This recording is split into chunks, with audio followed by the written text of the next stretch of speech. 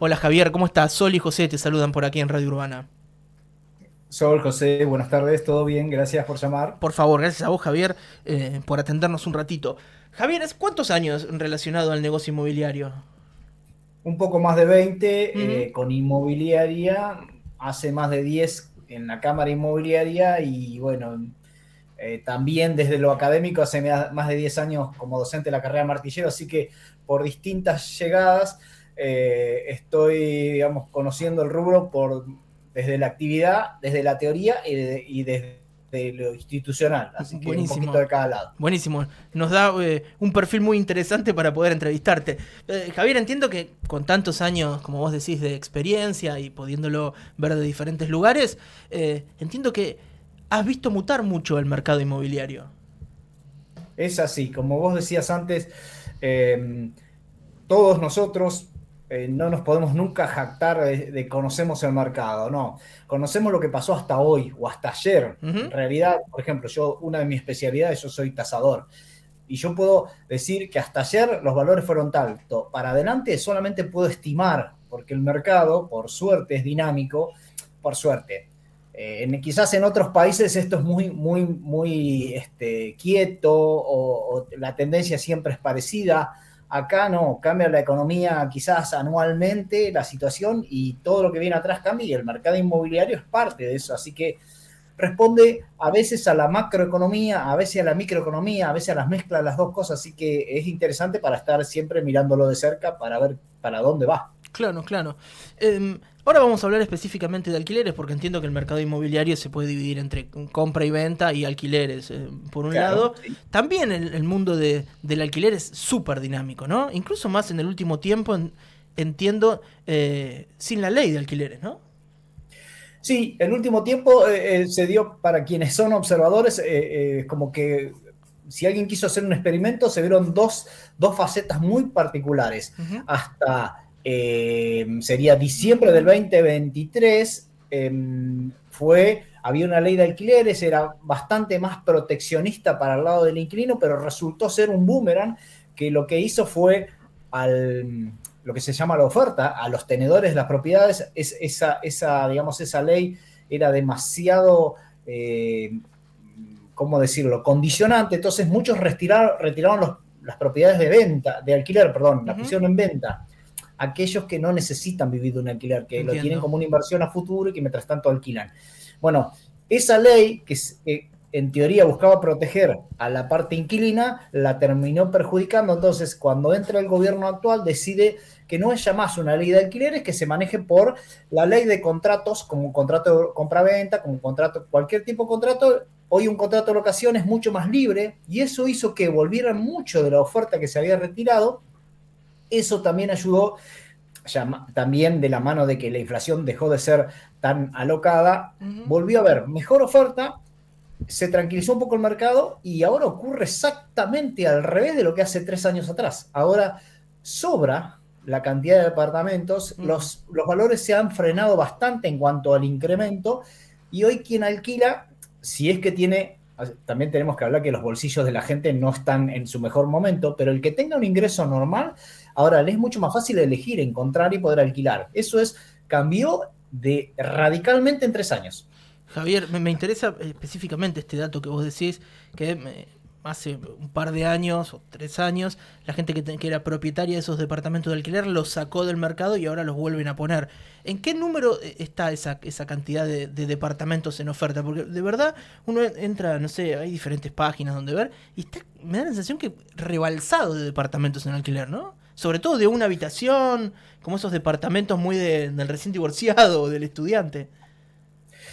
En realidad es un número grande, pero bueno, puedo decir hoy, sí, Bahía es tan grande que en realidad hay que buscarlo por barrio, porque vos Ujú. decís, voy a buscar departamentos de un dormitorio, ¿cuánto hay?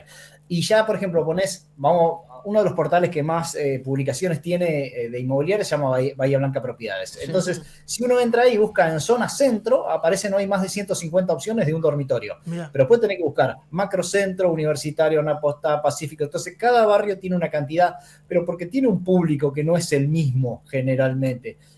Vos decís, ¿son muchos? Sí, cuando la demanda, como ahora está retraída, cuando la demanda si es que ocurre, ojalá sí sea, algo está iniciándose de las obras que van a venir a Bahía, va a empezar a esa demanda a crecer y quizás dentro de 2 años vamos a estar hablando de que no hay ya departamentos. Eso puede ocurrir. Hoy Entonces, en día sí es, hay ociosos, me decís.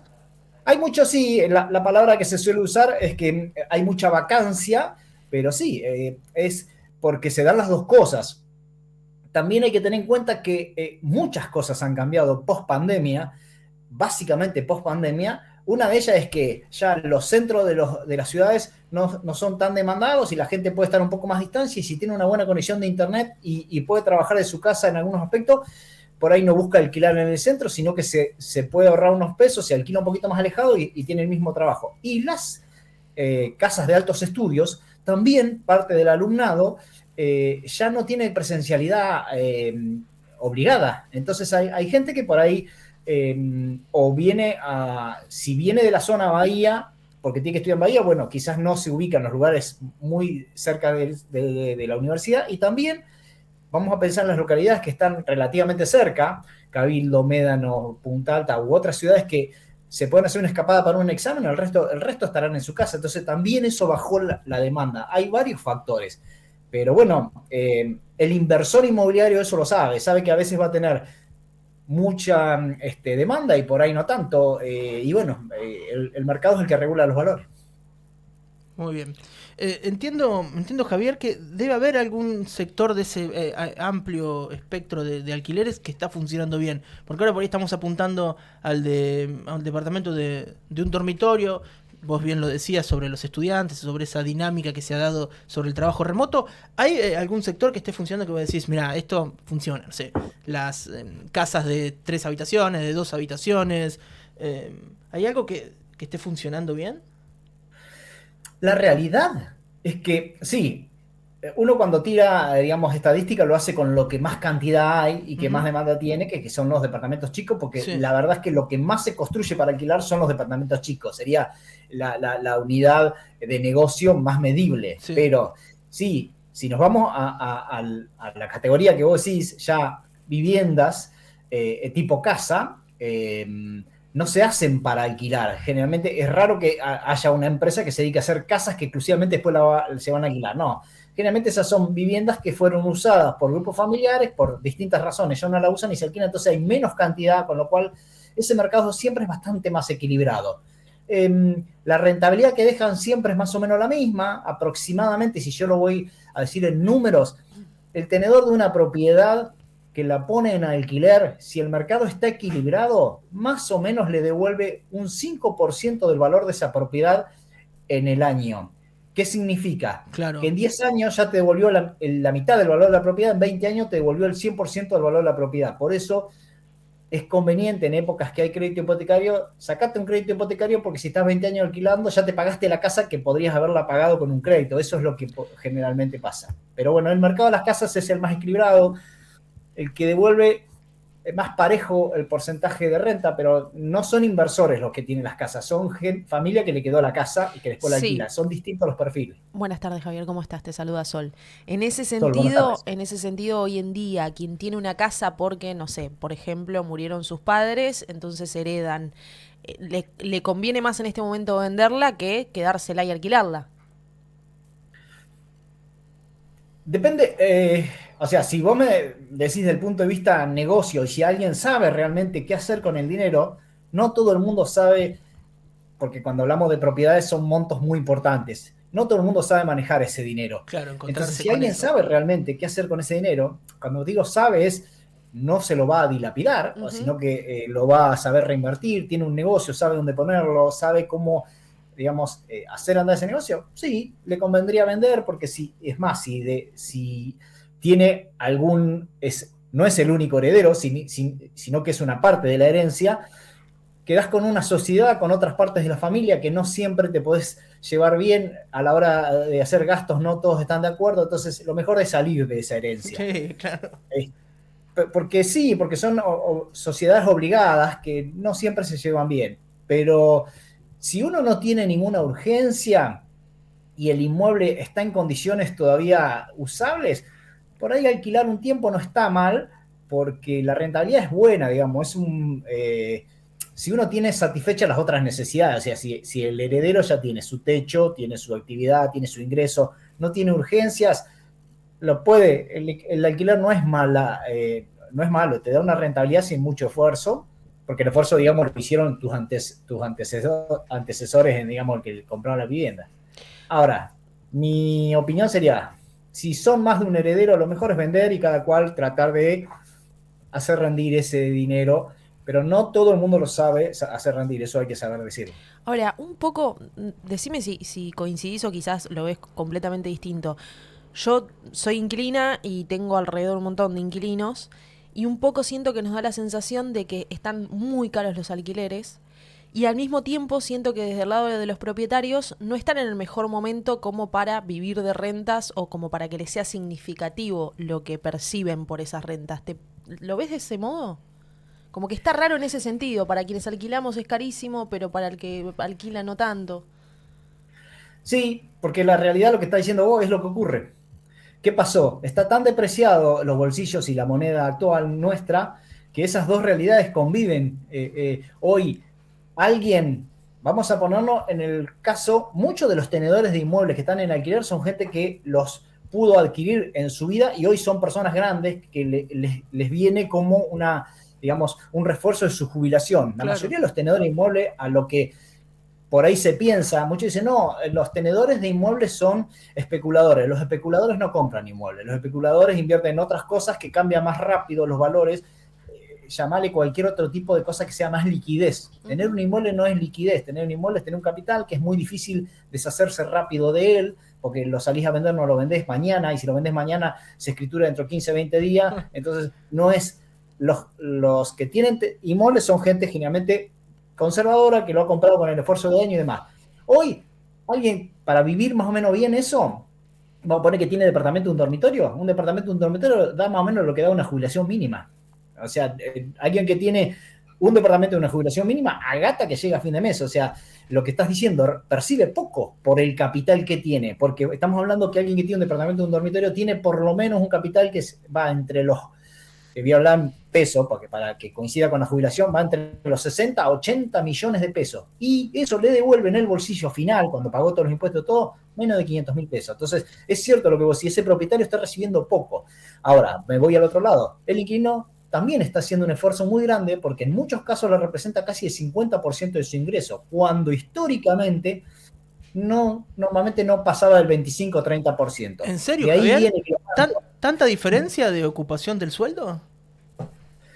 Y hay gente que el esfuerzo del alquiler le lleva casi la mitad Sí, del sí, no, sueldo. lo entiendo perfectamente. Digo, pero ¿hace cuántos años era el 25 o 30%? Mira, te voy a dar algo que te va a sonar mucho más lógico. A ver. Los bancos, generalmente para la cuota de crédito hipotecario, te dicen que la cuota no debe representar más del 25% de tu ingreso. Sí. O sea, si vos vas a pedir hoy un crédito a un banco hipotecario, te sacan la cuenta de tu ingreso, la cuota no puede afectar más del 25%. Claro. Eso viene históricamente porque es lo que la gente destinaba a la vivienda de alquiler. Entonces vos dejabas de pagar el alquiler y seguías pagando la cuota del banco y más o menos ibas igual. De hecho, yo que ya pasé los 50, en mis años de que yo vine a Bahía a estudiar en la universidad, ocurría eso. Yo vine cuando todavía existía el 1 a 1, o sea, estoy hablando antes de los 2000. El 1 a 1 era que un peso valía igual que un dólar, tenía una paridad como la de ahora, o sea, estaba congelada la relación de moneda como está ahora de los últimos 2 años. En ese momento era 1 a 1, ahora es 1 a 1400. Y a mí me representaban los ingresos, yo trabajaba como empleado de comercio, ganaba de sueldo fijo, $800, o sea, peso que podía salir y cambiarlo por dólares, más los premios por venta, siempre pasaba los $1.000. Y mi alquiler en pleno centro, en la primera cuadra de calle Rodríguez, yo pagaba 230 pesos, o sea, era esa relación. Después ahora, por eso la moneda nuestra se depreció tanto, por eso a nadie le alcanza, ni siquiera para comprar carne. Entonces va a tener que volver a apreciarse y en algún momento tener esa posibilidad de que el alquiler no te impacte tanto. Sí. No sé cuánto llevará, pero sí, las dos realidades, como decía Sol, es cierto. El inquilino le cuesta mucho y al dueño no está recibiendo todo lo que correspondería. Ahí encontramos el cuello de botella, ¿no? Alquileres, si se quiere, baratos, pero impagables a los sueldos actuales. Sí, yo te digo la verdad, las dos cosas van a cambiar. la apreciación de la moneda, vuelvo a lo mismo, no lo digo por sabio, lo digo por viejo. Yo Sí. viví en los 90, Ujú. con el mismo ciclo, o sea, en ese momento, para que ustedes que creo que son más jóvenes, existía una política económica que la llevaba adelante Cavallo, que más o menos está imitando un poco el gobierno actual con su política económica. Cuando el dólar está planchado y se abre la importación, voy a dar un ejemplo con cubiertas. Ponele que uno tiene un auto y cualquiera preguntarle que cambió las cubiertas de un auto o de una camioneta en el último 2 años o 3, por eso si van a Chile.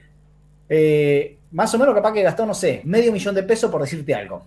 Resulta que hoy va y te entran las cubiertas chinas y demás, que sin ser, ninguno somos corredores de Fórmula 1, así que no necesitamos la mejor cubierta del mundo, quizás con 300 cambiar las cubiertas. Con esos 200 que sobran, la gente empieza a mejorar su calidad de vida. Estoy dando un ejemplo muy básico, pero es lo que ocurría. En los 90 pasó eso. La gente empezó a sentir que se le apreciaba la moneda y entonces viajaba mucho al exterior, digamos, usaba el dinero viviéndolo de otra manera. Bueno, si esta política económica se mantiene, ahora en la importación van a sufrir algunos comercios locales, pero otros negocios van a florecer, va a empezar que cada uno de nosotros, lo que antes pagábamos 100, ahora lo vamos a pagar 50 o 70, y se nos empieza a apreciar y entonces todo eso va a terminar que vamos a tener mejor calidad de vida, pagar un poquito mejor los alquileres y mejorar un poco todo. Esto no estoy contando un cuentito, uno lo vivió y sin tener absolutamente nada que ver con partidismo ni nada, es la realidad, los ciclos económicos que se dan en las importaciones. Volviendo al tema de los... ¿O querías preguntarle Sí, algo sí. al No, te respecto? escuchaba, Javier, sobre esto de las importaciones. Nosotros hacemos, imagínate que durante la semana hacemos 14 notas por semana. O por ahí, no sé, capaz que saquemos la cuenta. En realidad tenemos 5 días de programa.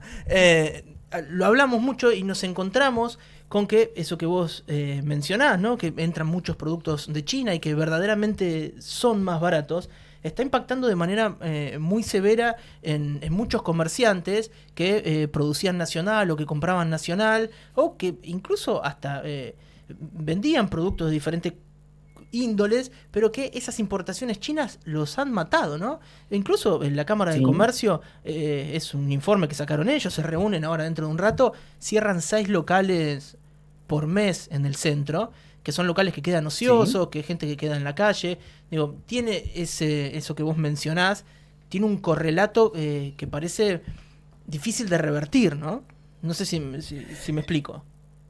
Sí, lo que tiene es que, digamos, ¿es economía abierta o economía cerrada? Nosotros los argentinos tenemos que vivir como nuestros gobiernos ordenan la economía. Lo que yo cuento es que cuando la economía se abre, como en este caso, ya me tocó vivir a mí y lo vivimos cómo era la cuestión. De hecho, en un momento yo vendía autos y los 0 kilómetros valían 10, 11.000, $12.000, los más chiquitos, el inicio de gama, esos Mm, que hoy valen 20 y pico mil dólares. Entonces, ¿cuál es la realidad? Es que todo nos salía más barato porque había una economía más abierta. No sé si eso ocurrirá ahora. Lo que sí sé es que, digamos, la generalidad del pueblo, porque es cierto, alguien me dice, mira, FATE cerró, porque es cierto, FATE cerró. Pero bueno, no sé los millones de autos que había en Argentina que pagaban las cubiertas más caras y después cuando ahora las cubiertas tienen que ser más baratas, la empresa cierra. O sea, es un dueño que decide cerrar porque no le gusta la rentabilidad que le da ahora, pero probablemente son mucho más gente que hoy puede comprar esa cubierta más barata porque viene de otro lado. Va a ocurrir con muchas cosas. Va a ocurrir también que nos puede pasar a nosotros, mirá lo que estamos haciendo, usando un medio digital online digamos, cumplir con una entrevista o un trabajo, y hay mucha gente que hoy va a tener muchas más relaciones de este tipo y quizás generar dinero por otro lado. Cambia, digamos, no nos queda otra que como el ciclo digamos, de la naturaleza, adaptarnos. O el que como decía Darwin, el que se adapta es el que sobrevive, no el inteligente ni el más grande, no el que se adapta. Nosotros económicamente también nos vamos a adaptar. Sí sé que va a pasar eso, empiezan a abrir los grandes bazares chinos, entonces compras sí, todo mucho más barato. sí. No importa la durabilidad, pero sí es que empieza a cambiar esas cosas y va a empezar a ver, lo van a ver ustedes, los locales de gastronomía y todo eso, a andar mucho mejor porque la gente va a tener ese sobrante y lo usa y lo gasta. Van a empezar a ver ahora en los portales de turismo que todo se puede volar en cuotas donde quiera y entonces conocidos nuestros empiezan a viajar al exterior cuando antes no lo hacían. Va a pasar eso. Bueno, cuando pase eso también va a pasar que la gente va a poder pagar mejor el alquiler Claro. y también va a pasar que los alquileres van a tener otro valor. Sí, Javier, volviendo a eso, la última, no te quiero robar más tiempo. Sí. ¿Cuánto tiempo más aguanta el mercado hasta recibir eso que vos decís, ¿no? Hasta que se estabilice más, se mueva? Hasta la bonanza. En realidad, esto te lo va a decir yo por ahí como estoy en el rubro y a su vez soy inversor a veces de la bolsa de comercio, con bonos y demás. Si hablas algún momento de alguno con eso, te va a decir que el Estado Nacional lo que está haciendo ahora es mantuvo muy cerrada la canilla de emisión de pesos, no de emisión, sino que los capturó y los tuvo y no los suelta y ahora los empieza a soltar, por eso los bancos empiezan a dar crédito, porque el Estado antes le daba trabajo, digamos, a los bancos y ganaban plata los bancos con el Estado y no prestaban plata a la gente. Ahora, como el Estado dejó de requerir la necesidad de los bancos, le deja soltar peso y los pesos los suelten y lo empezamos a sacar y a usar crédito. Eso es lo que, digamos, los que van a hacer que la canilla abra más o menos. La experiencia dice que el año que viene, que va a ser el año eleccionario, va a haber mucho más liquidez en la calle, se va a notar, porque todos los gobiernos hacen eso para que las cosas le anden mejor a la hora de votar, pero bueno, el gobierno es el que sabrá cuándo le va a dar más soltura al dinero en la calle, pero va a ocurrir que va a mejorar un poco digamos, el bolsillo de la mayoría, algunos a distintas velocidades, pero va a mejorar. Muy bien. Javier, la última. ¿Comparable con qué otra etapa de la historia o de los últimos años que vos estuviste trabajando es este momento? Digo, ¿el mercado está parecido a qué año? ¿2004, 2011, 2017? ¿Cómo, ahí se puede hacer un paralelismo o no es difícil? Mira, hasta el año pasado era bastante parecido al 2016-2017 porque habían salido en ese año los créditos UVA. Uh-huh. Cuando salían los créditos UVA, mucha gente aprovechó, capaz que digo muchos, son miles, pero bueno, hablamos de un porcentaje que puede acceder a un crédito hipotecario y pudieron comprar departamentos y demás. Antes estuvieron los Procrear, pero eso estaban subsidiados, no lo podemos tomar como medida económica. Se parece bastante a eso. Yo creo que este ciclo, ya te digo, la economía se le parece bastante también a la economía de los años 90, que había,